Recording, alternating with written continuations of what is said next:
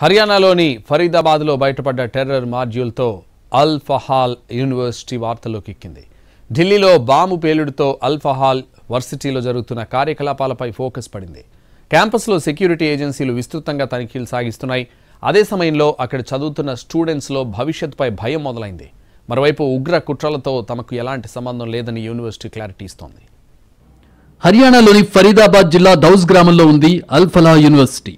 మొత్తం 79 ఎకరాల campus. 1997లో engineering కాలేజీగా మొదలైంది. 2013లో యూజీసీ నాక్ ఏ గ్రేడ్ సాధించింది. 2014లో హర్యానా ప్రభుత్వం యూనివర్సిటీ హోదా కల్పించింది. యూనివర్సిటీకి అనుబంధంగా 2019లో అల్ ఫలా మెడికల్ కాలేజీని ఏర్పాటు చేశారు. ఢిల్లీలోని జామియా మిలియా యూనివర్సిటీకి 30 కిలోమీటర్ల దూరంలో అల్ ఫలా యూనివర్సిటీ ఉంది. ముస్లిం స్టూడెంట్స్ జామియా, అలీగఢ్ యూనివర్సిటీలకు ఆల్టర్నేట్ గా అల్ ఫలాను సెలెక్ట్ చేసుకునేవారు. అల్ ఫలా యూనివర్సిటీని అల్ ఫలా చారిటబుల్ ట్రస్ట్ నిర్వహిస్తోంది. 1995లో ఈ ట్రస్ట్ ఏర్పాటైంది. యూనివర్సిటీతో పాటు మదర్సాలు, అనాథ శరణాలయాలు, స్కూళ్లు ట్రస్ట్ ఆధ్వర్యంలో నడుస్తున్నాయి. క్యాంపస్లోనే 650 బెడెడ్ హాస్పిటల్ కూడా ఉంది. ఇక్కడ పేషెంట్స్ కి ఫ్రీ ట్రీట్మెంట్ అందుతోంది. ఈ క్యాంపస్లో 5 బ్యాచ్లుగా ఎంబీబీఎస్ కోర్సులు నడుస్తున్నాయి. ఒక్కో బ్యాచ్లో 150 నుంచి 200 మంది స్టూడెంట్స్ ఉన్నారు. యూనివర్సిటీకి జావేద్ అహ్మద్ సిద్దికి ఛాన్సలర్గా ఉన్నారు. అల్ ఫలా చారిటబుల్ ట్రస్ట్లో అతను మేనేజింగ్ ట్రస్టీ కూడా. అల్ ఫలా ఇన్వెస్ట్మెంట్స్ ప్రైవేట్ లిమిటెడ్కు సంబంధించిన ఆర్థిక అవకతవకల కేసులో సిద్దికి ఒకసారి అరెస్ట్ అయ్యాడు కూడా. ఢిల్లీలో బ్లాస్ట్ అయిన కారును నడిపిన డాక్టర్ ఉమర్ నబీ అల్ ఫలా యూనివర్సిటీలో రెసిడెంట్ డాక్టర్గా పనిచేశాడు.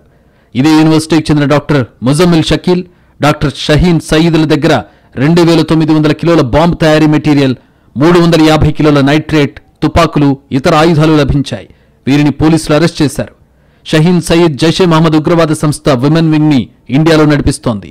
షహీన్ సయ్యద్ ఉత్తరప్రదేశ్లోని లక్నోకు చెందింది. ముజమ్మిల్ షకీల్ జమ్మూ కాశ్మీర్కు చెందినవాడు. ముజమ్మిల్ షకీల్ ఎమర్జెన్సీ విభాగంలో జూనియర్ డాక్టర్గా పనిచేస్తున్నాడు. ఢిల్లీ బాంబ్ బ్లాస్ట్, దౌజ్లో బాంబ్ తయారీ మెటీరియల్, అమోనియం నైట్రేట్ లభించడంతో అల్ ఫలా యూనివర్సిటీకి బ్యాడ్ నేమ్ వచ్చింది. దీనిపై యూనివర్సిటీ మేనేజ్మెంట్ స్పందించింది.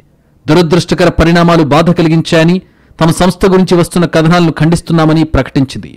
University vice chancellor Bhupinder Kaur Anand పేరుతో ప్రకటన విడుదలైంది. ఉగ్రకుట్రలో పట్టుబడ్డ డాక్టర్లకు యూనివర్సిటీకి వృత్తిపరమైన సంబంధం మాత్రమే ఉందని స్పష్టం చేసింది. గత 2-3 రోజులుగా అల్ ఫలా యూనివర్సిటీ క్యాంపస్లో సెక్యూరిటీ ఏజెన్సీలు విస్తృతంగా తనిఖీలు సాగిస్తున్నాయి. క్యాంపస్ మొత్తం నిఘా నీడలో ఉంది. అక్కడి సిబ్బంది, స్టూడెంట్స్ ని దర్యాప్తు సంస్థలు ప్రశ్నిస్తున్నాయి.